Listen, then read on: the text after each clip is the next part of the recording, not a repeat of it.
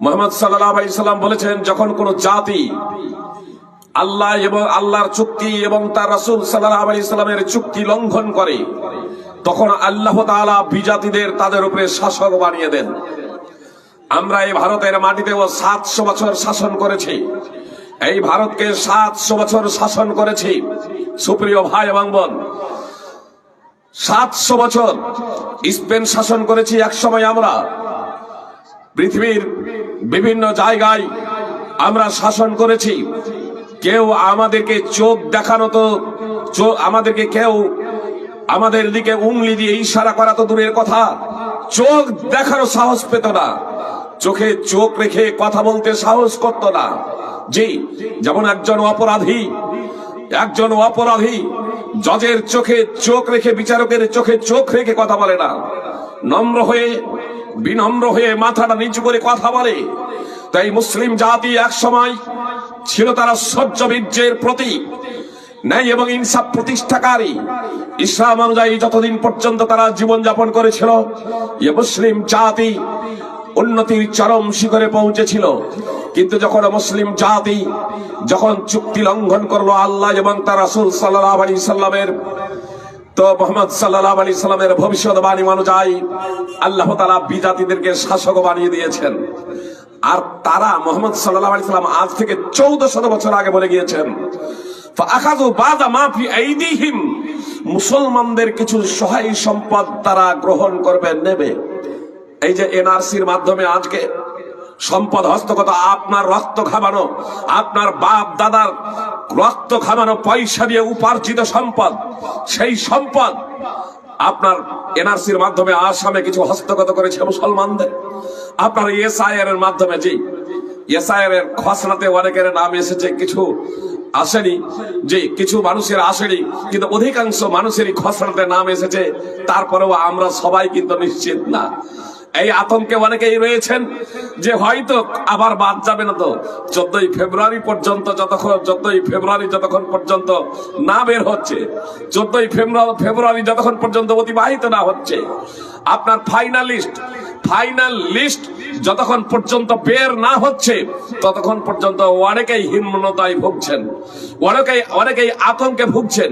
আর এরই মাঝে কত বিএলআর এবং কত ব্যক্তি যে আপনার আত্মহত্যা করে বসেছেন 2002 এর নাম থাকা সত্ত্বেও, যে তাদেরও ডাক পড়েছে। এজন্য আপনি হয়তো ভাবছেন যে আপনার নামটা আপনাকেও হয়তো ডাক দিতে পারে, ভুল করবে ওরা, আর তার খেসারত আপনাকে দিতে হবে। সুপ্রিয় ভাই এবং বোন, আপনার মুহাম্মদ সাল্লাল্লাহু আলাইহি সাল্লাম স্পষ্ট ভাবে বলছেন, যখন জাতি আল্লাহ এবং তার রাসূলের চুক্তি লঙ্ঘন করবে, তখন আল্লাহ তাআলা বিধর্মীদের শাসক বানিয়ে দেবেন, আর তারা তাদের সহায় সম্পদ ছিনিয়ে দেবে, গ্রহণ করবে। বলবেন, চুক্তি কি লঙ্ঘন করলাম মুসলমানরা? আল্লাহ এবং তার রাসূলের চুক্তি কি লঙ্ঘন করেছি?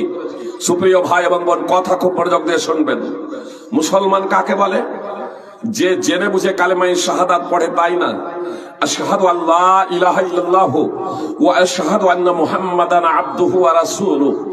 যে ব্যক্তি জেনে শুনে কালেমায়ে শাহাদাত পড়েছে, অর্থাৎ আল্লাহ তাআলার সাথে এ চুক্তিবদ্ধ, কিভাবে এ সাক্ষ্য প্রদান করছে আল্লাহ ছাড়া সত্য কোনো উপাস্য নেই। অর্থাৎ যত উপাস্য আছে, যত মাবুদ আছে, যাদের উপাসনা করা হয়, যত পূজ্য আছে, সবকিছু বাতিল, একমাত্র আল্লাহ তাআলাই সত্য। আল্লাহ ছাড়া যত মাবুদ আছে, আল্লাহ ছাড়া যত উপাস্য আছে, আল্লাহ ছাড়া যত পূজ্য আছে, আল্লাহ ছাড়া যাদের উপাসনা ইবাদত বন্দেগী করা হয়, সবই হলো বাতিল, একমাত্র আল্লাহ তাআলাই হলেন সত্য। এবং আপনি সাক্ষ্য দিয়েছেন, আমি সাক্ষ্য দিয়েছি, আমি সাক্ষ্য দিচ্ছি মুহাম্মদ সাল্লাল্লাহু আলাইহি ওয়াসাল্লাম আল্লাহর বান্দা এবং রাসূল।